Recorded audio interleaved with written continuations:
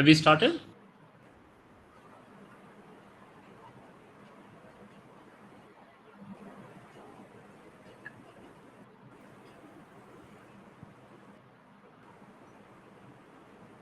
Hello, I can't hear. Have we started? Yes, sir, we have started. The streaming on. नमस्कार, Delphic dialogues की हमारी online कार्यक्रम श्रृंखला की 32वीं कड़ी में आप सभी का स्वागत है। जैसा कि आप सब जानते हैं कि Delphic movement international Delphic council के माध्यम से पूरे विश्व में कला और संस्कृति के प्रचार प्रसार के द्वारा शांति और सद्भाव की स्थापना के लिए निरंतर प्रयासरत है। और डेल्फिक काउंसिल ऑफ राजस्थान दुनिया की पहली स्थानीय डेल्फिक काउंसिल के रूप में पिछले 1 साल से इस क्षेत्र में सक्रिय है और आपके साथ डेल्फिक डायलॉग्स के माध्यम से कला और संस्कृति साहित्य जगत से जुड़ी किसी न किसी खास शख्सियत से हम इस डेल्फिक डायलॉग में आपको रूबरू करवाते हैं। और आज हमारे साथ है एक खास शख्सियत श्री दीपंकर आरन, जो वरिष्ठ इंडियन रेवेन्यू सर्विस अधिकारी होने के साथ साथ जाने माने फोटोग्राफर और लेखक भी हैं। और आज आपकी किताब पर हम चर्चा करेंगे। आपकी जो इंडिया और ईस्टर्न एशिया के बीच के जो स्पिरिचुअल, फिलोसफिकल और कल्चरल कनेक्शंस हैं उनके बारे में चर्चा करेंगे। सर, स्वागत है। और आपके साथ चर्चा करने के लिए हमारे साथ है सर, आपके साथ चर्चा करने के लिए है श्रीमती मोनाली सेन, जो कि इंडियन फॉरेन अधिकारी हैं, अभी हाल में वाइल्ड इंस्टीट्यूट ऑफ इंडिया में कार्यरत है, डेल्फिक काउंसिल राजस्थान की एग्जीक्यूटिव मेंबर हैं और हमारे इकोलॉजी के एरिया की ये प्रभारी है। मोनाली जी है, जो हमारी भारतीय सभ्यता और संस्कृति है और जो पूर्वी एशिया है उनके बीच में जो जुड़ाव है आध्यात्मिक, सांस्कृतिक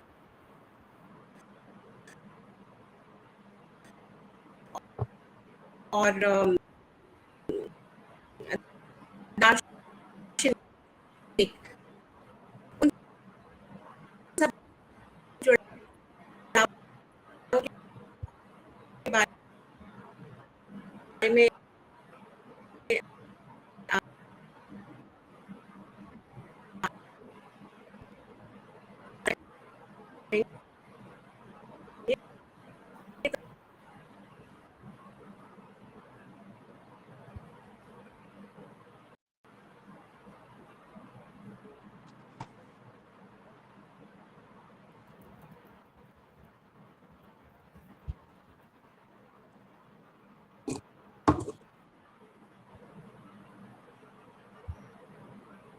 धन्यवाद शिप्रा जी।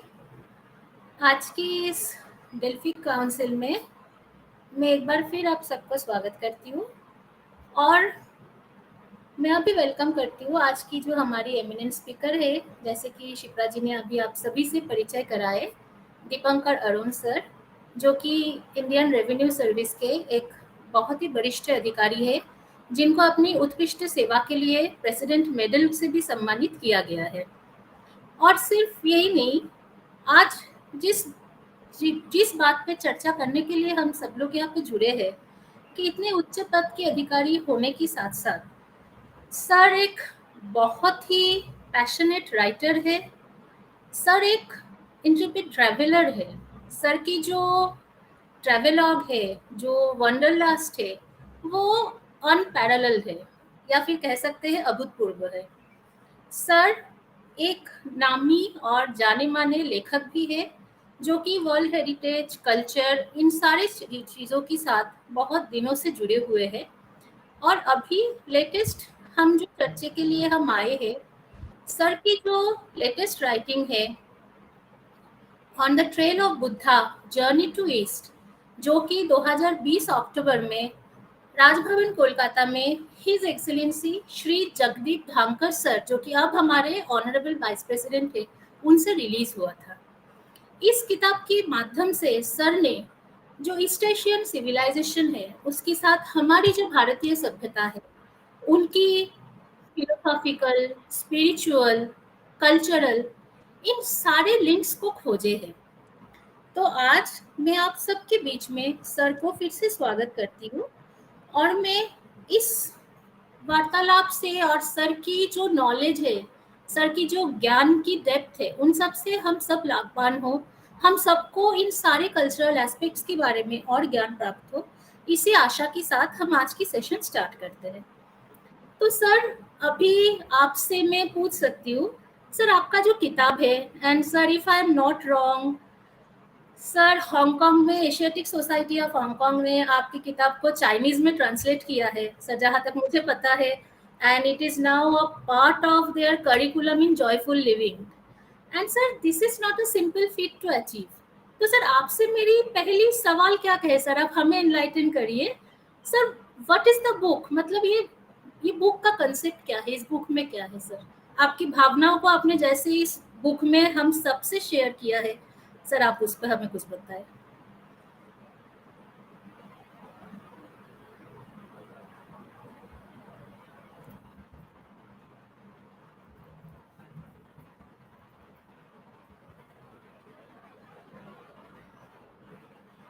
प्लीज, बड़ा प्रॉब्लम होता है।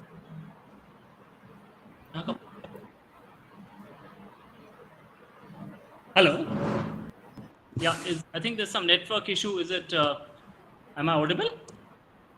Yes, sir, you are audible. Sir, was I audible? आपको मेरी सर, मैंने अभी जो बातें कही आपको सुनाई दिया या सर मैं आपको? Sorry, I lost you for a minute. अगर आप मैंने लोकेशन चेंज कर दी है, so अगर आप मुझे क्वेश्चन दोहरा दें, so we can start off. Sir actually मैं आपकी बुक के बारे में थोड़ा सा हमारे जितने भी आज के व्यूअर्स है और उन सबको मैं थोड़ी सी बता रही थी कि उनका इनॉग्रेशन अभी जो हमारे ऑनरेबल वाइस प्रेसिडेंट थे उनके हाथों, जब ऑनरेबल गवर्नर थे कोलकाता में, तब हुआ था। एंड सर मैंने सबसे ये भी शेयर किया जो बात, मतलब शायद मतलब एक बहुत ही रिमार्केबल फीट है फॉर एनीवन सर, आपकी किताब चाइनीज लैंग्वेज में ट्रांसलेट हो चुका है, and Asiatic society of Hong Kong ने इसको अपनी करिकुलम में रखा है फॉर जॉयफुल लिविंग। तो सर मेरा पहला क्वेश्चन था आपसे, sir what is the book, मतलब what is this book sir, आप इस पे हमें थोड़ा ज्ञान दें। तो सर्वप्रथम बहुत बहुत धन्यवाद डेल्फी काउंसिल ऑफ राजस्थान और Shipra Sharma ji, Monali Sen ji for organising this wonderful event. आपने कुछ समय पहले जब डेल्फी के बारे में बताया, so it came as a very pleasant news कि टू प्रमोट कल्चरल अंडरस्टैंडिंग, कला संस्कृति को बढ़ावा देने के लिए एक न केवल राष्ट्रीय स्तर पे, न केवल राज्य स्तर पे, बल्कि अंतर्राष्ट्रीय स्तर पे ये काउंसिल का गठन हुआ। और आप अभी एक ही साल नए हैं और आपने ये 32वां कार्यक्रम का आयोजन किया है, इसके लिए बहुत बहुत बधाइयाँ। और मुझे बहुत I am very privilege to be on this platform. Thank you for organising this. Yes, the book is actually about the ancient, timeless connections, cultural, philosophical, spiritual, art and architectural between India and the entire East Asia. और ये मैं देख रहा हूँ आप लोग राजस्थान में चूंकि हैं तो हिंदी का बड़ा अच्छा प्रयोग कर रहे हैं, तो अगर मैं भी हिंदी में प्रयास करूँगा, क्योंकि मैं समझता हूँ lot of, would you like me to speak in English or would you like me to speak in Hindi? Sir may be a mixture of both sir, क्योंकि हमारा शेयरिंग सबके साथ ही होता है, तो sir it will be good अगर दोनों भाषा में हो सके सर। Wonderful wonderful. तो भारत के जो ये प्राचीन लिंक हैं 2200 साल से, right from 200 BC when Ajanta Ellora cave started, और किस प्रकार से through trade, commerce, through the silk roads, the travelling of the merchants, how all these different strands, ये अलग अलग कड़ियाँ, चाहे वो धर्म की कड़ियाँ थी, फिलॉसफी की, आर्ट की, किस प्रकार से सेंट्रल एशिया और चाइना के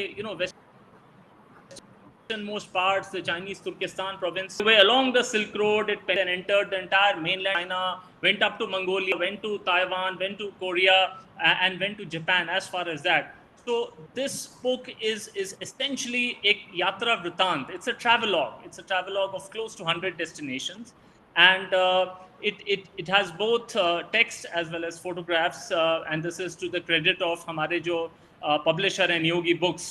और इसका जो थीम है, वो थीम ये है कि इन सब करीब 100 डेस्टिनेशंस में जो कड़ी जो सबको जोड़ती है, वो ये हमारी कॉमन हेरिटेज है। It's a common international heritage, in a way, Buddhist art and architectural heritage, which combines, which joins us, and which basically radiates the message of the whole world is one. In fact, the whole earth is one family. We are all connected. We are all one, which is the theme of Vedanta, which is Vasudhaiva Kutumbakam.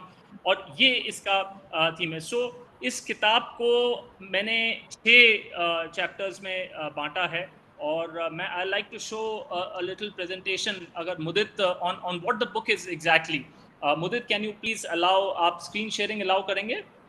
Mudit, can you hear me? Can you see the screen, please? Yes, sir, we can see. Okay, great. So I'd like to show to the distinguished audience on this group. You see, the first chapter, these 100 destinations have been divided into, as I mentioned, 6 chapter हमने इसका विभाजन किया है. तो पहला शुरू होता है the heart of ancient China. You know, जो प्राचीन राजधानी चाइना की थी, लुओयांग. हम सब ने जियान का नाम सुना है. अब जियान जो है वो टेराकोटा वॉरियर्स के लिए मशहूर है, जहाँ उनके जो महाराजा थे चिनशी वांगदी, वो जब व्हेन ही डाइड, तो वो जब दफनाए गए तो उनके साथ उनकी पूरी सेना टेराकोटा वॉरियर्स के साथ वो दफना दी गई. और इसके लिए दुनिया भर जाता है. लेकिन जियान के में एक प्राचीन जगह है, उसे कहते हैं लुओ, और ये भी प्राचीन चाइना की राजधानी थी आज से पहले. और ये इलाका वो है जहाँ ह river, the yellow river flows, and this province is called as Henan, जहाँ लुओयांग. और यहीं पर एक बहुत मशहूर जगह है शाओलिन, जो पूरी दुनिया में कुंफू के हेडक्वार्टर्स के रूप में जानी जाती है. और इसका भी भारत के साथ बहुत स्ट्रॉन्ग कनेक्ट है, जो मैं बाद में बताऊंगा. तो ये कहानी इस And sir, also Shaolin also reflects in many movies also. Yes, बिल्कुल. इसमें बहुत सारी रोमांचक मूवी बनी हैं मार्शल आर्ट्स की, और हम इसकी चर्चा बिल्कुल करेंगे. आपने बिल्कुल ठीक कहा. Thank you Monali. तो यहाँ से चल के हम पश्चिम की तरफ जब सिल्क रोड की दिशा में चलते हैं, और ये वही रास्ता है जो जाने माने इतिहासकार, डिप्लोमैट, स्टेट्समैन हुइनशान, जो उनका इंडिया में नाम है हुइनशान, और चाइना में उनको हम कहते थे शुआनजांग, उन्होंने भी आज से 14 साल पहले ये यात्रा अपनी प्रारंभ करी भारतवर्ष पर. ये जो लिखा है इसको तब चांगान कहते थे, तो वहां से शुरू किया. तो इससे चल के फिर हम आते हैं एक बहुत ही सूखे इलाके में, चाइना के very arid dry region called province called Gansu. और ये जो था चाइना का नॉर्थ वेस्टर्न मोस्ट प्रोविंस होता था till Xinjiang became a part of China. और ये यहाँ सारे travellers along silk road coming, जो पूर्व की दिशा से चाइना से आ रहे होते थे, पश्चिम की दिशा से हिंदुस्तान और यूरोप और central and middle east and Asia से आ रहे होते थे, वो इससे पास करते थे. और इसको माननीय प्रधानमंत्री ने, हमारे नरेंद्र मोदी जी, माननीय प्रधानमंत्री जी ने, जब वो पहली बार चाइना गए एज प्रधानमंत्री 2014 में, तब उन्होंने दुनहुआंग और औरंगाबाद को along with of course Xi Jinping the Chinese president, इसको सिस्टर सिटीज डिक्लेयर किया, क्योंकि यहाँ भी बड़ी मशहूर केव्स हैं, बिल्कुल अजंता. तो यहाँ से चल के फिर हम ये इंटरेस्टिंग 3 शहरों में आते हैं, तुर्फान, उलुमची और Kashgar. And these are the silk road lost cities, specially Turfan and around Turfan, Karakhoja and यारखोतो.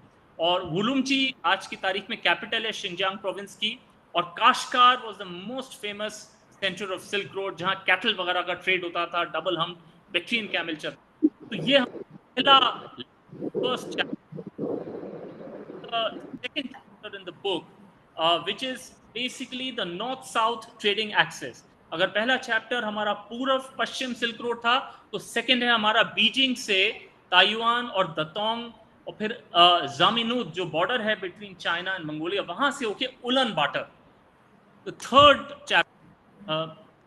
third one explores these common heritage in the western southwestern China, Sichuan province, जो हिंदुस्तान में हम Schezwan कहते हैं, Chinese food, but there is no Szechuan food. It is actually Sichuan food. So Sichuan की राजधानी Chengdu से ऐतिहासिक sites of world heritage sites of Leshan और एमिशान से होते हुए ये तिब्बत की तरफ यात्रा बढ़ती है, जहां हमारा वर्ल्ड फेमस कैलाश सरोवर पर्वत है, और कैलाश पर्वत और मानसरोवर झील है. चैप्टर आपका हमारा जो बहुत ही प्रॉस्पेरस पार्ट ऑफ मॉडर्न है, which is China and Taiwan, और ये शुरू होता है झंजियांग जो कि ग्वांगडोंग प्रोविंस से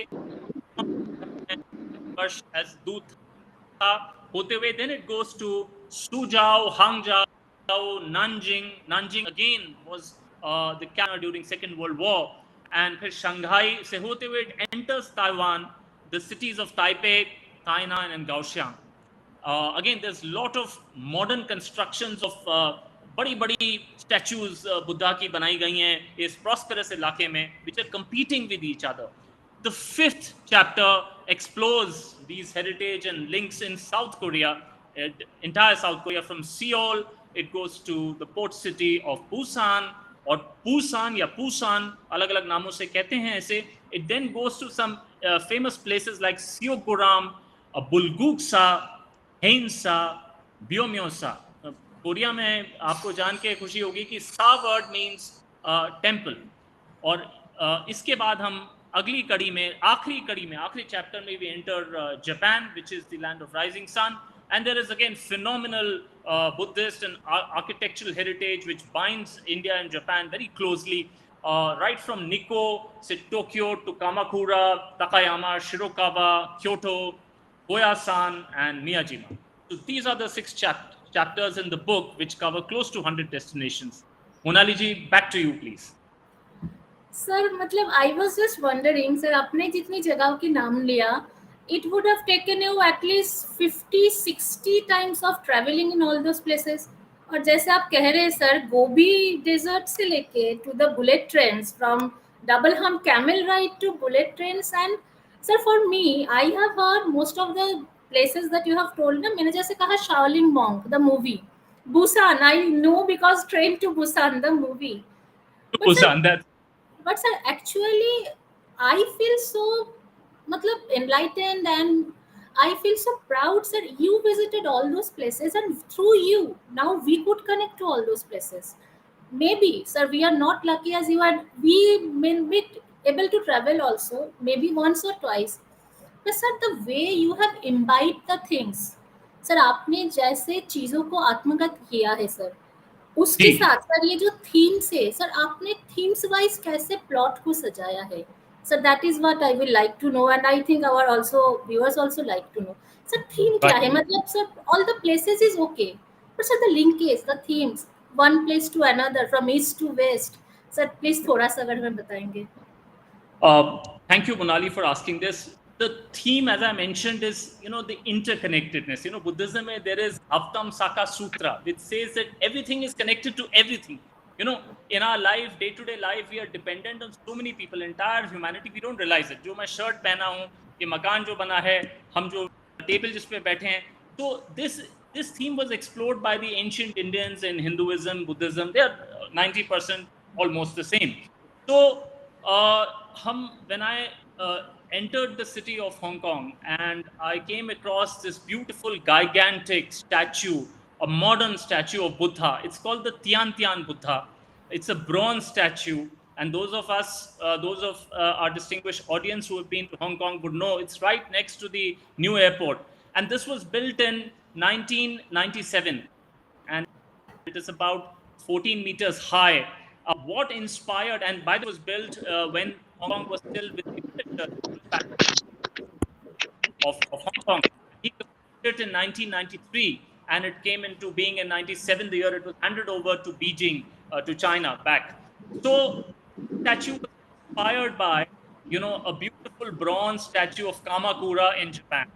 And as luck had it, I ended up going to Kamakura, and I also learned that Kamakura was one influence, but there was another influence of gigantic rock cut, पूरे पहाड़ी को काट के in 8th century, from 710 till about 800 AD, 240 feet high Buddha was carved out of a mountain which was, at the confluence of 3 rivers, 3 नदियों में, जैसे हमारे धाम होते हैं, तो ये जगह दर्शान, चेंगड़ा नीचे सिचुआन प्रोविंस में. तो I'll just shortly image our wonderful viewers. तो इन जगहों ने प्रेरित किया to come out with this bronze Buddha in Hong Kong. And there's a monastery called the Polin, and the monks were deputed by the Hong Kong administration to go to Kamakura, to go to Lershan, and come up with ideas, and they produce this beautiful work. So this is one example of how patterns unfold. The things were moving from, say, Hong Kong to Japan to China, and they were moving time also. So it was a space trap, it was a time. And several such articles in the course in Hong Kong, showing that there has been such interconnection between our countries, between East Asia and India. And in time, there were no translators really, modern translators. And yet, so much. And the idea of book never was in the beginning. Travels were undertaken from 2009 2015. That's roughly, and as you said, there are some 30, 40 odd journey points of time, taken on various kinds of modes of transport. Kailash, that there are of affairs. Then some of the trips were taken, in the Gobis and Takla Makan, where even double hump Bactrian camel was used, mules were used, Trans-Mongolian train was used to go from Ulaanbaatar to the China border and across, the beautiful sand dunes of Gobi. Of course, Shinkansen, जो हमारी Japan की high bullet trains हैं, they were used for commuting in Japan. But allow me, Monali and Shipra, to take you now to the next presentation. Some of these commonalities which led to this book, the genesis of the book's idea. Let me just open this now.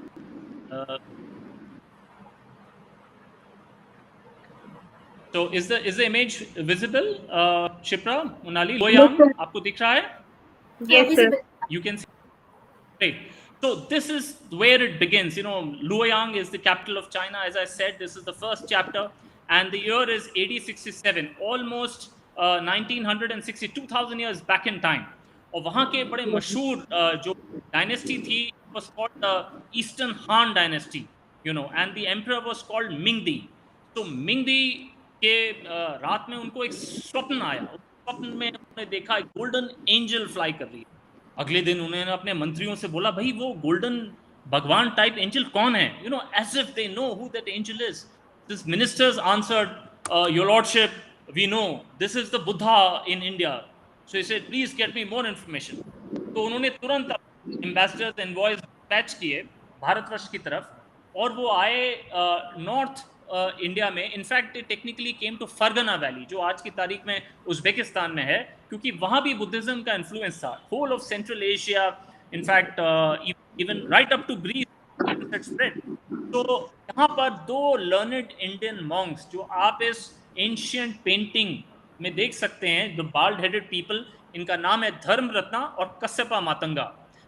ये लोग originally they were from central India, but they were in a monastery in Fargana Valley in Uzbekistan, and they were requested by this gentleman. You can clearly make out his Chinese features, and they agreed to come to China, to Luoyang, and here you can see that they're moving on white horses, and there is a little Buddha idol also that you can see on the back of the horse, and they carried the sutras, and they lived. They were the guests of the emperor, and the emperor built this monastery called this temple called the Temple of White Horse, और इसको Chinese में कहते हैं बाइमा सी is anything ends with SIC means a temple, और ये temple आज भी है in its modern avatar. Of course China में भी persecutions हुए, बीच में बुद्धिज्म टेम्पल्स पर अटैक हुए, but each time it has been rebuilt, each time the memory has been beautifully carried forward in time, and you'll be delighted to know that these two monks,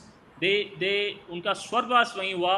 Their tombs are there. On the right of the picture you can see even the tomb, and in that tomb you can see his image etched on stone, and little children come and Chinese children come and touch the feet. So they translated the sutras in this temple from Chinese, Sanskrit to Chinese.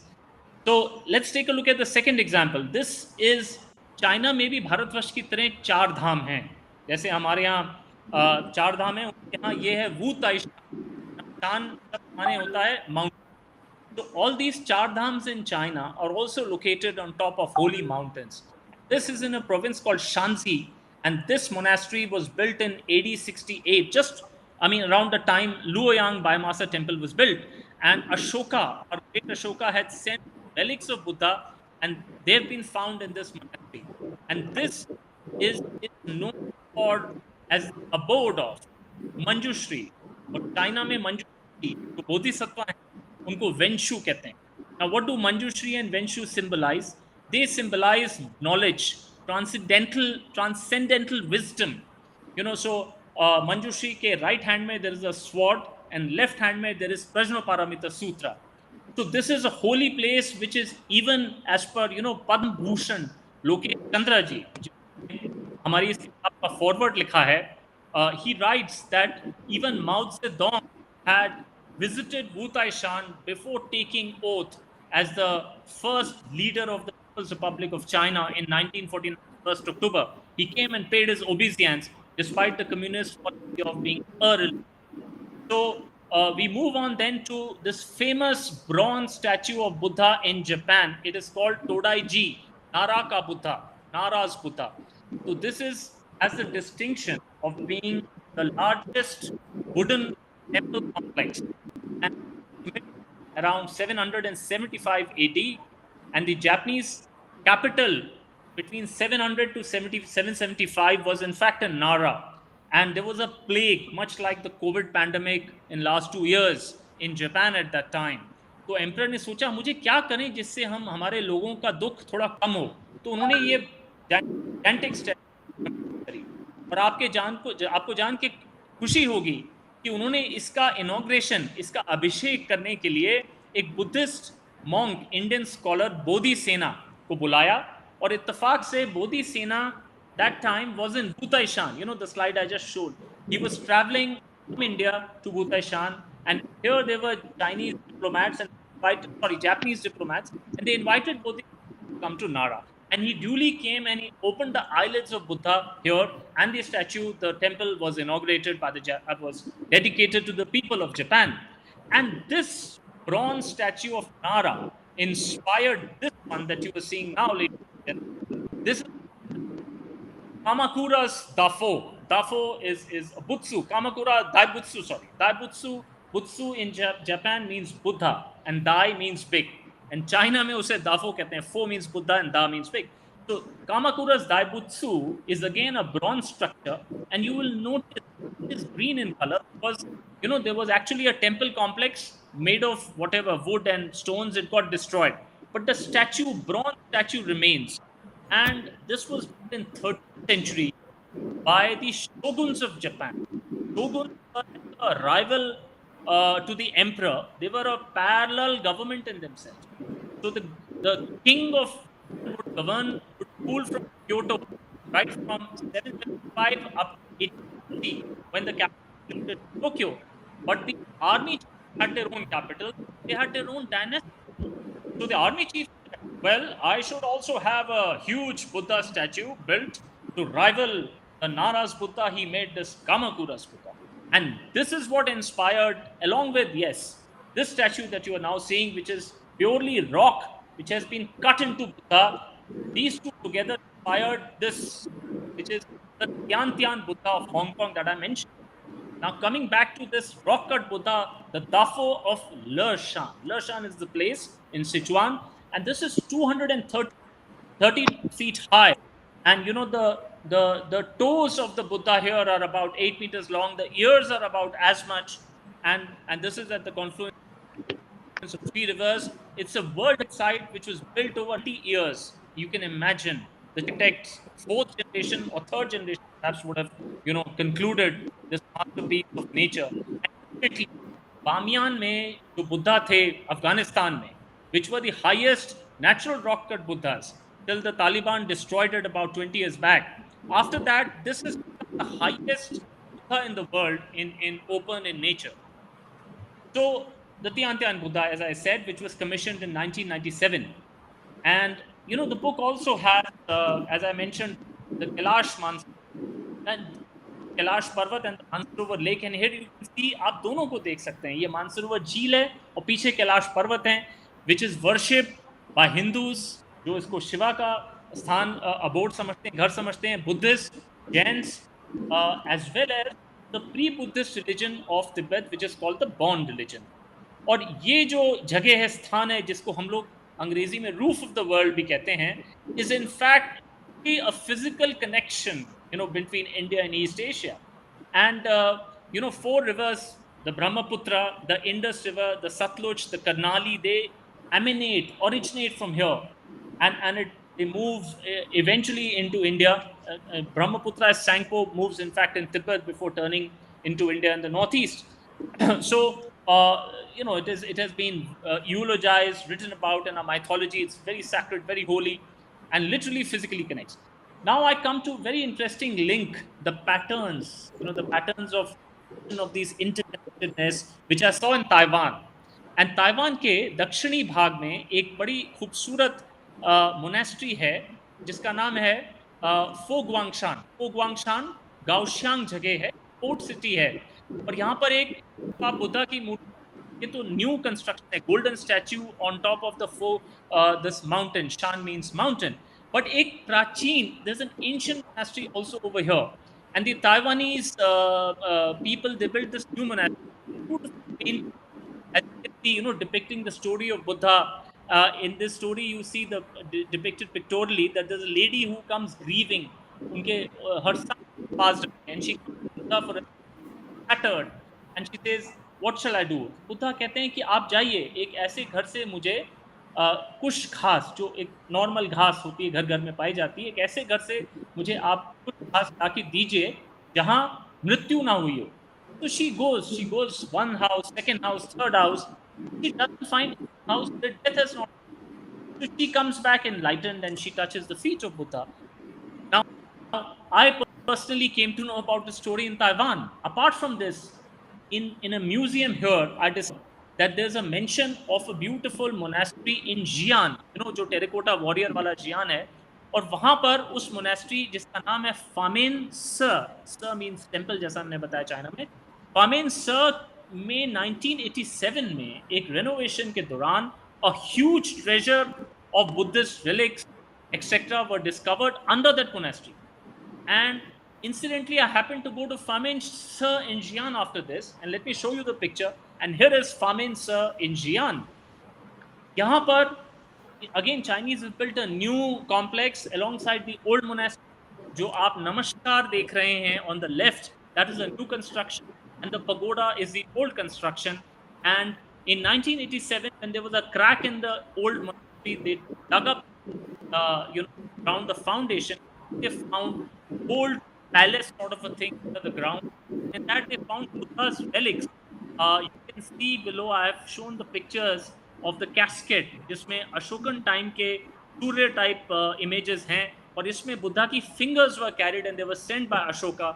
In fact, in the initial days of Famen-sa, this was built in around 3rd century AD. It was called as Ashoka's pagoda. And Ashoka, by the way, has a Chinese name. He is very famous. China में बहुत प्रसिद्ध हैं. उनका नाम है आयुवान. अब हम आपको ले चलते हैं इस पैटर्न रिकग्निशन की कहानी में, अगली कड़ी में कोरिया में.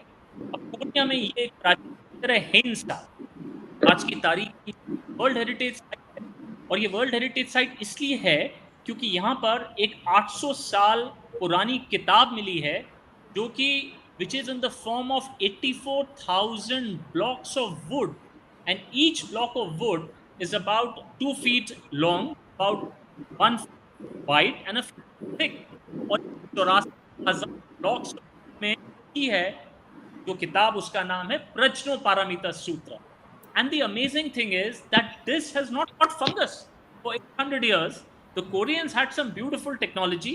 They stored it in sort of under the temple complex in a special vault sort of a thing, had special type of ventilation aeration which ensured that the humidity levels remain low. And this is located in mountains which are called as Gyeongsang. और मैंने यहाँ पर एक रात में temple night stay किया, and I followed the getting up at 3 in the morning and doing the prayers etc. And I learned that Gaesan, which sounded to me Korean नाम है, ये एक्चुअली हमारे बिहार गया के नाम पर इसको रखा गया है. तो that is the beauty of these patterns, you see, Monali, which started coming up. That's Now, amazing, sir. Yes, I mean, a Korean place named after a place in Bihar, Gaesan, is something which to me almost sounded like unbelievable. We had heard the story, by the way, that the Korean prince came to India.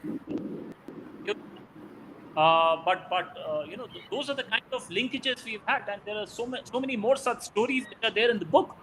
Now, let me come to a very interesting dimension of the book and these patterns, and this is of the art architecture. So in this image, you see Dunhuang, that famous Macau caves, which are located in Dunhuang in the Gansu province, जिसके बारे में मैंने अपने पहले slide में in the first chapter जिक्र किया था. It's a very arid, dry place, Gobi Desert, built in almost 300 AD. The first of the cave came up, and over the course of next 800 years, you'll be surprised, 1700 के करीब caves, छोटे-छोटे जो आप पोक देख रहे हैं. Sorry, let's go back to the previous slide. Yes, so these caves came up, and this was declared as the sister city of Aurangabad. And this is famous frescoes inside, very beautiful painting, just like Ajanta Ellora. This takes us to Yungang grottos. Yungang grottos are in the north part of China, which have full 17-meter high statues of Buddha.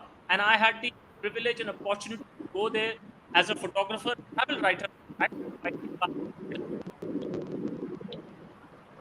selection among certain other, photographers and travel writers from other countries, and these are UNESCO World Heritage Sites, almost all of them.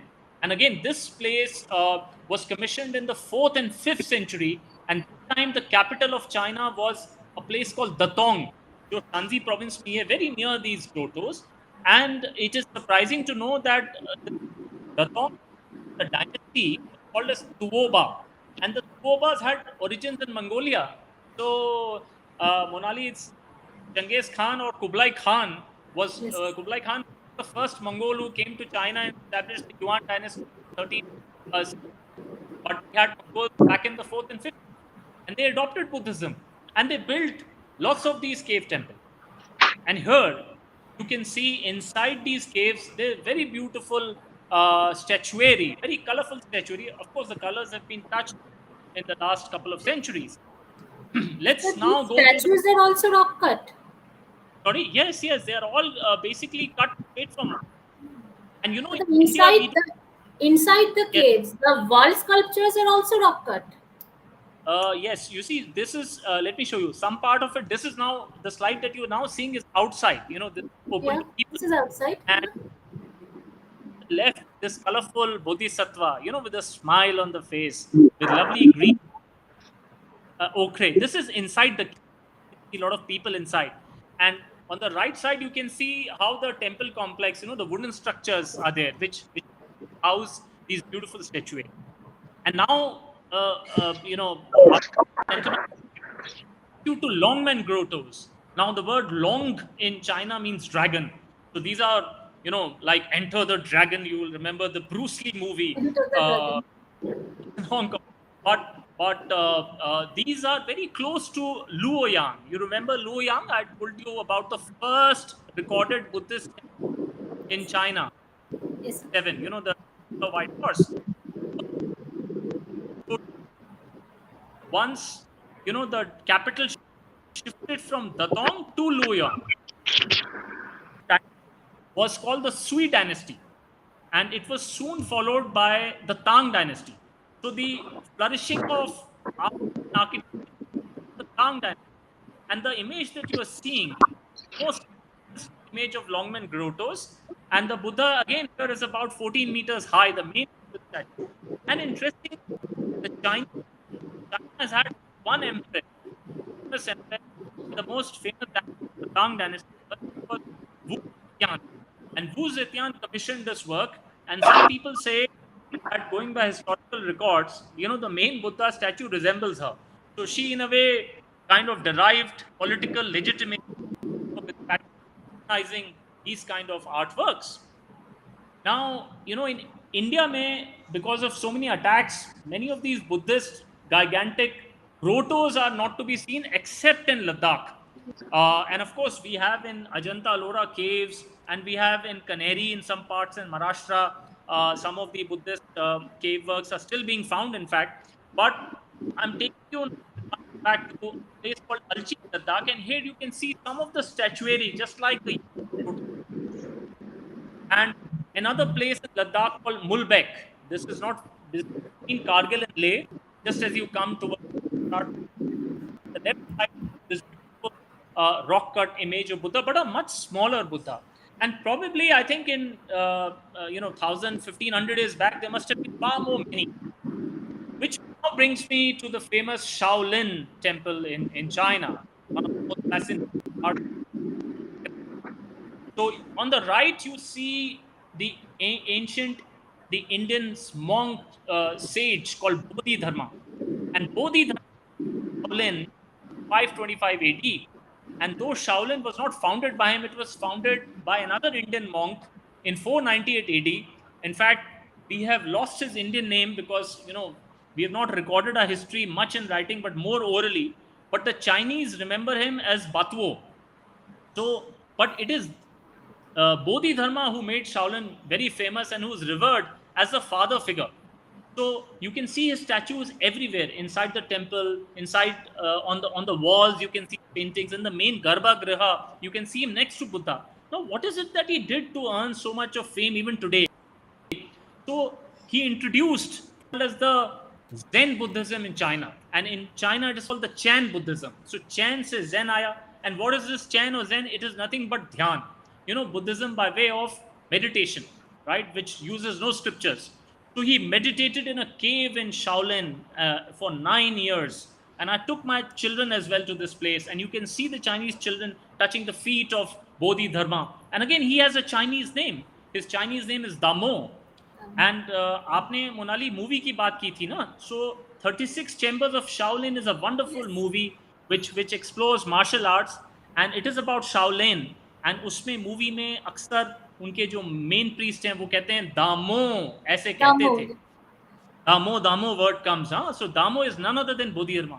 There are some more amazing facts, Monali and Shipra and our distinguished audience on this platform, that Bodhidharma introduced what is known as Kalari Paitu in Kerala and in the Tamil Nadu at that point of time as well, a martial art to the Chinese, and it blossomed as the Kung Fu. So no wonder you can see on the bottom left is Kalari Paitu martial arts, and on the top is a picture from a show. I took this photograph.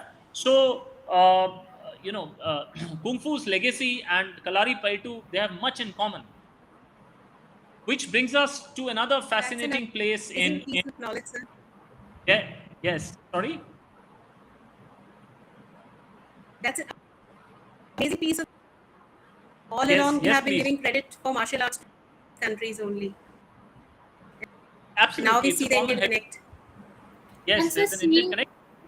And so seeing the upper left picture, like the legend of flying monks. So those things came from this only, from this practice of Shaolins.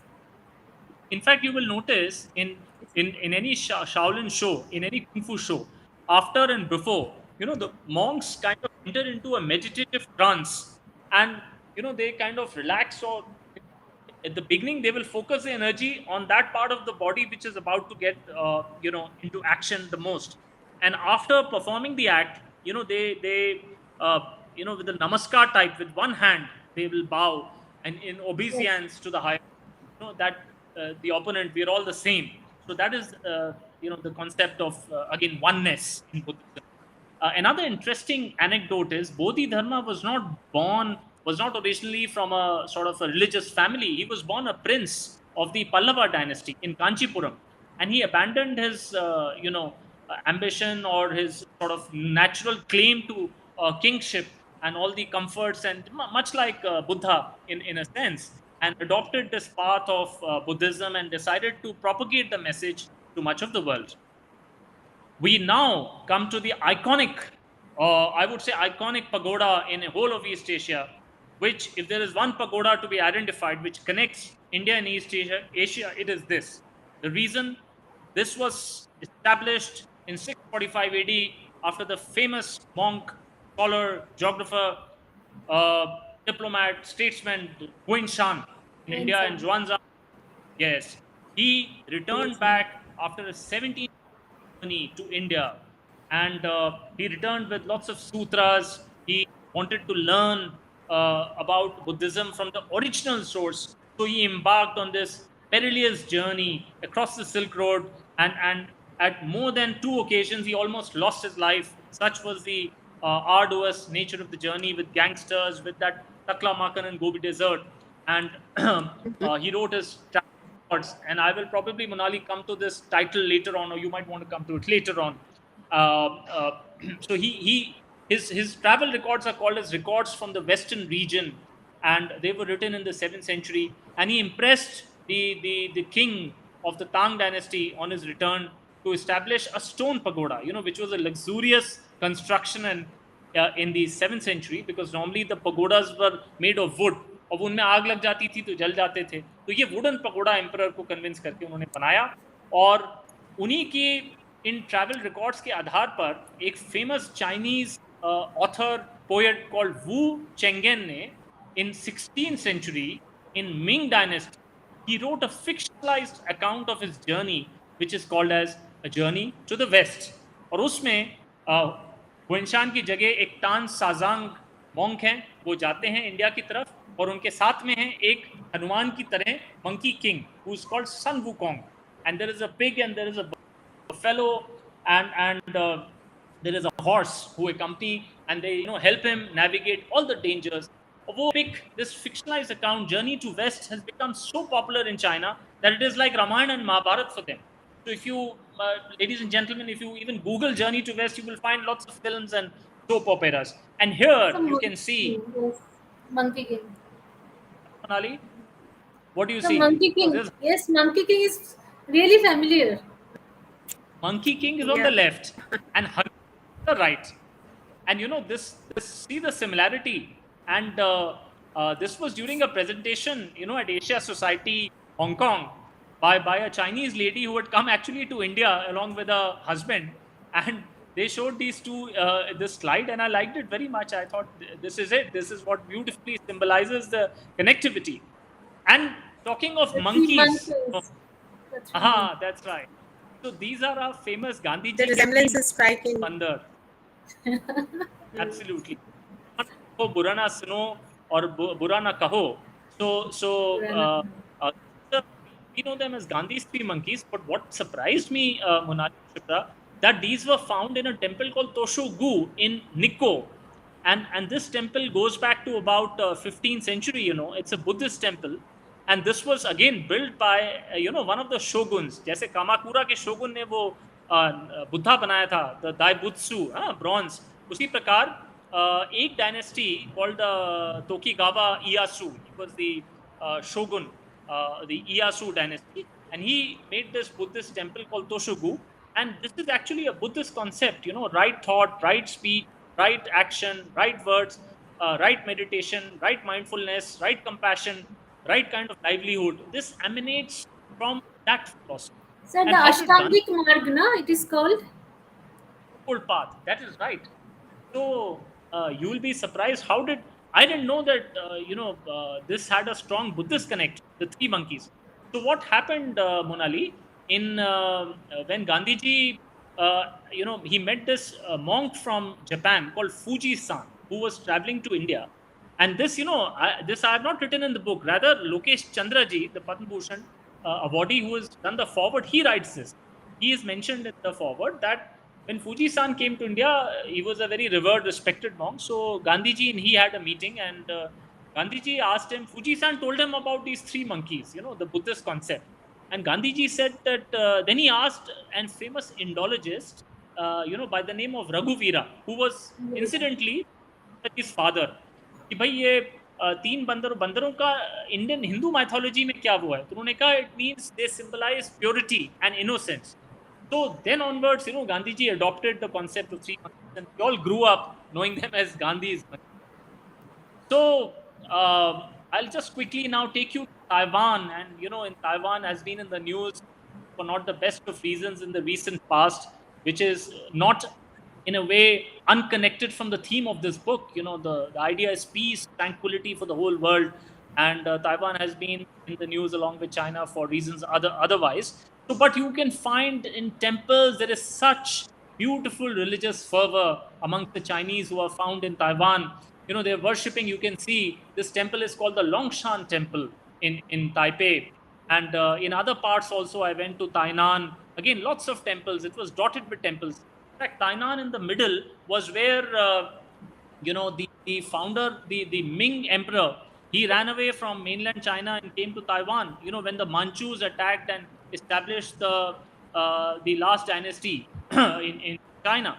A lot of you can see a bit of superstition also on the top left. Yin and yang. They will throw these two wooden blocks, and one side of it is curved and the other is flat. So if the two wooden coins, they fall with both the curved side same or the flat sides up, it means it means like a yes. And if they are flat and uneven, then it means no or something. So very fascinating part of the common heritage that we have. And this brings us to the famous Genghis Khan's statue in near Ulaanbaatar. This is the silver statue, and it was commissioned recently, celebrating 800 years of Genghis Khan's birth in around 2006. Mongolia, the first example of Buddhists were the bhikshus. The bhikkhus they used to be called. जो Genghis Khan के होते थे, he was very secular. उन्होंने सभी धर्म के लोगों को आने दिया, but his personal secretaries were called bhikkhus, and they were from the Chinese Turkestan, the Xinjiang part. They were Buddhists. So that's how Buddhism first laid its seeds in Mongolia. But it truly blossomed in the time of Altan Khan, around 1578 AD.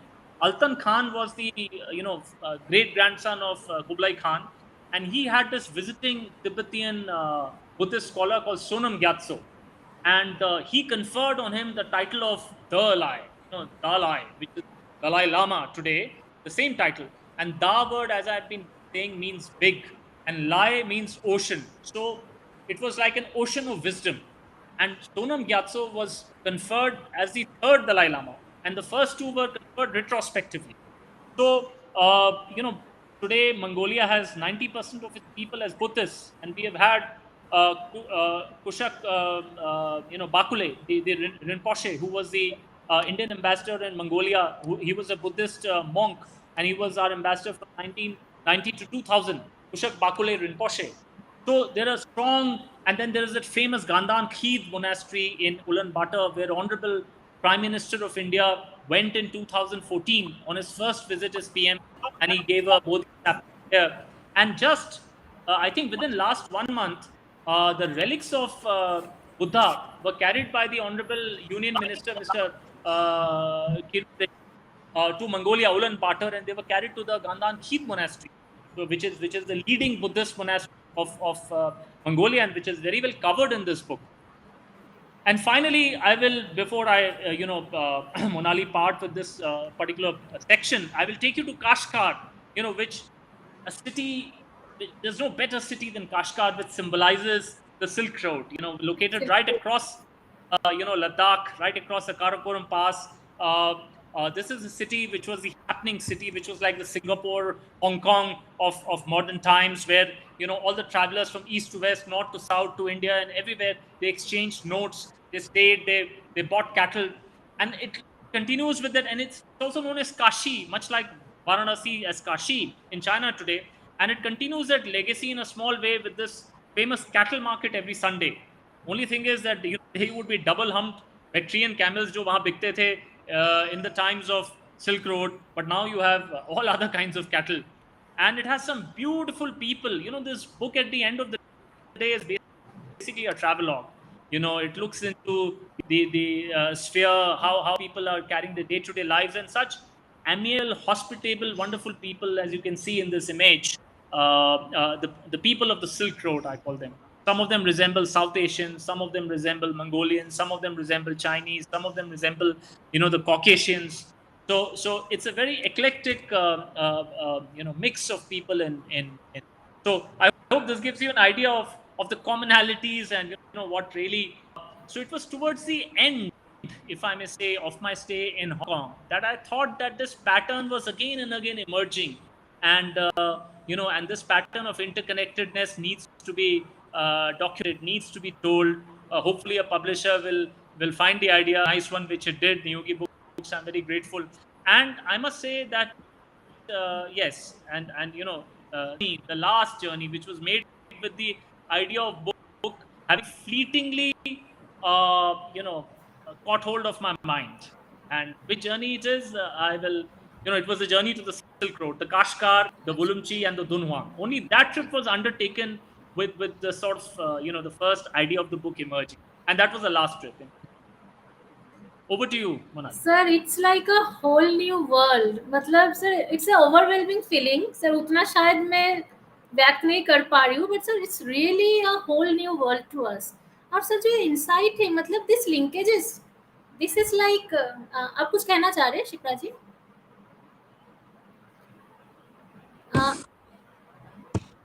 Can't hear you. He can't hear. Is the microphone muted? You might want to unmute it, Shipra.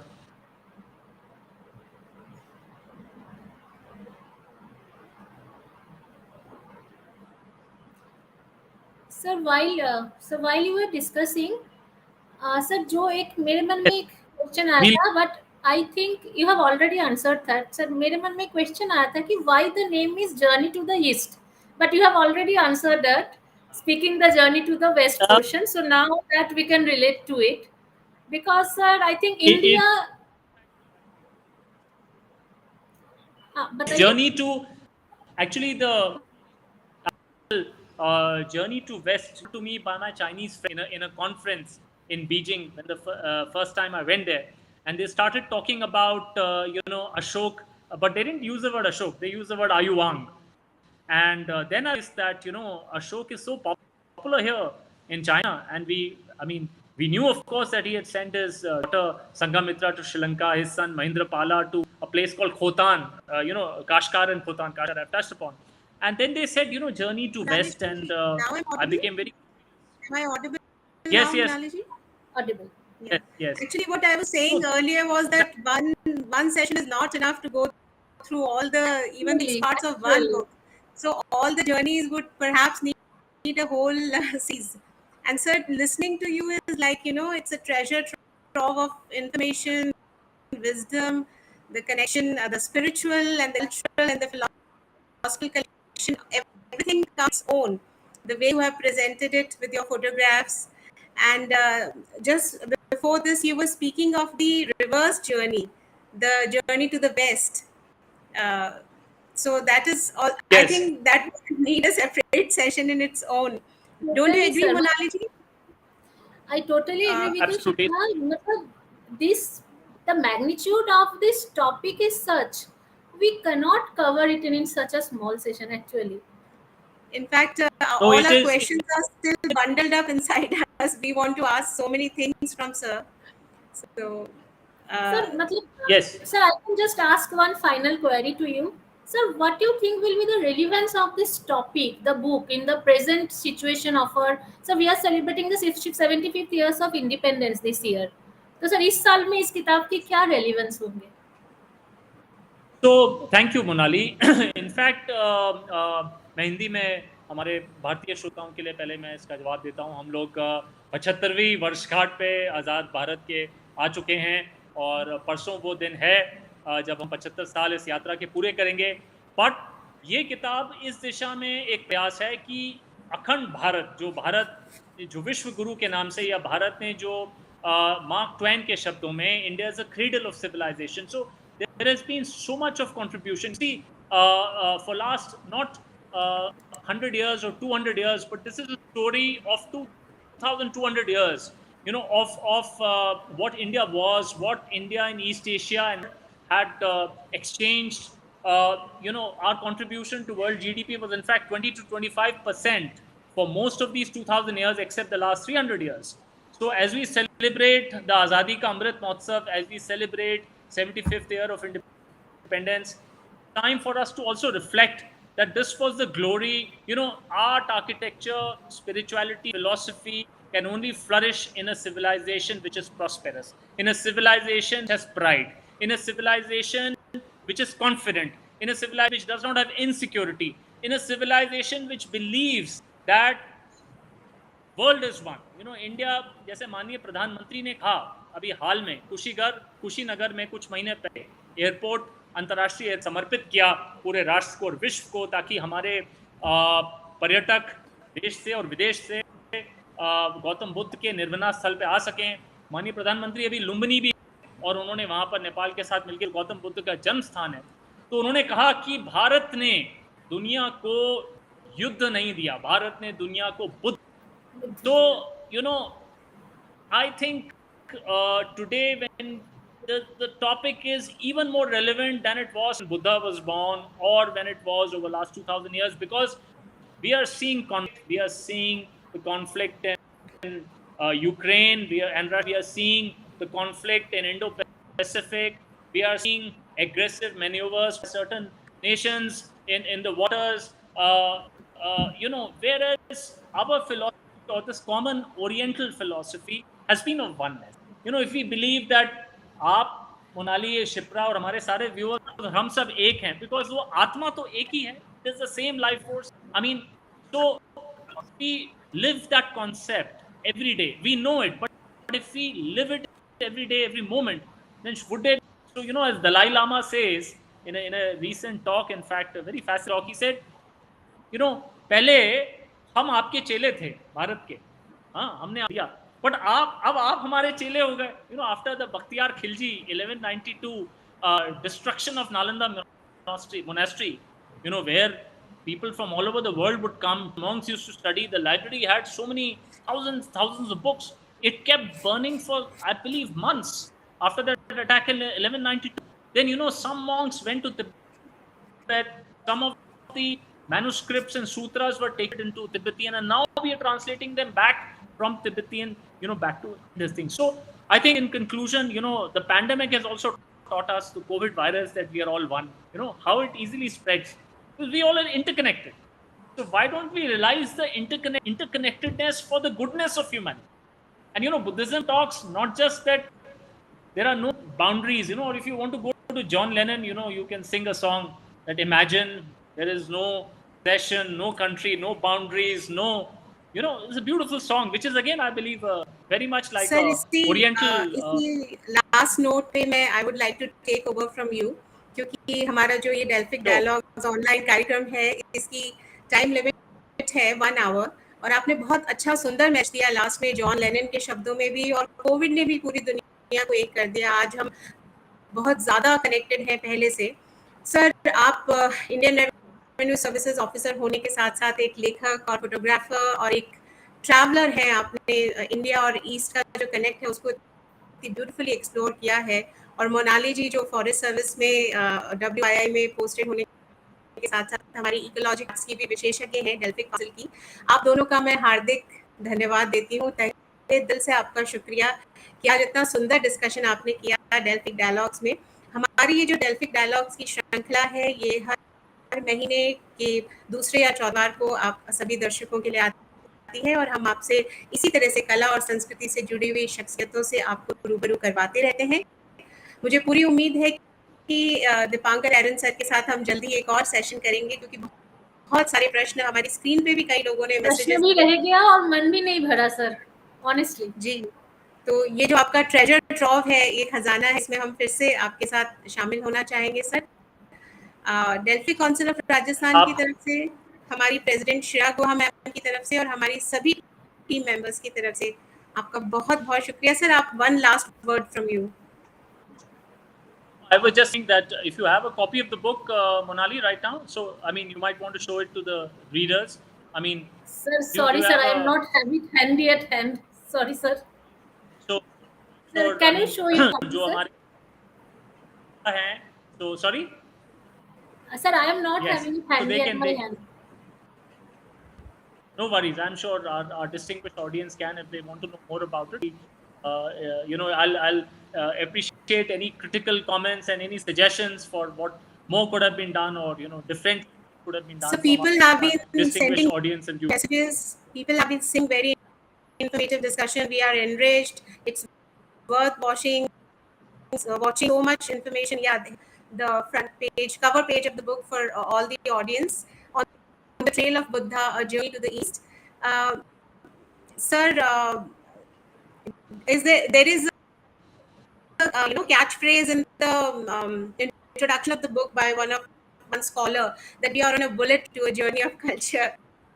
So next time I hope it would not be a bullet train but a slow journey, and we will have another enriching session with you very soon. Thank you. Thank you so much, Monali ji. Thank you, Deepankar, Aron sir. Namaskar. Thank you all the audience. Thank you, Shipra, Monali, and Shreya Goa. Thank you. Thank you, sir.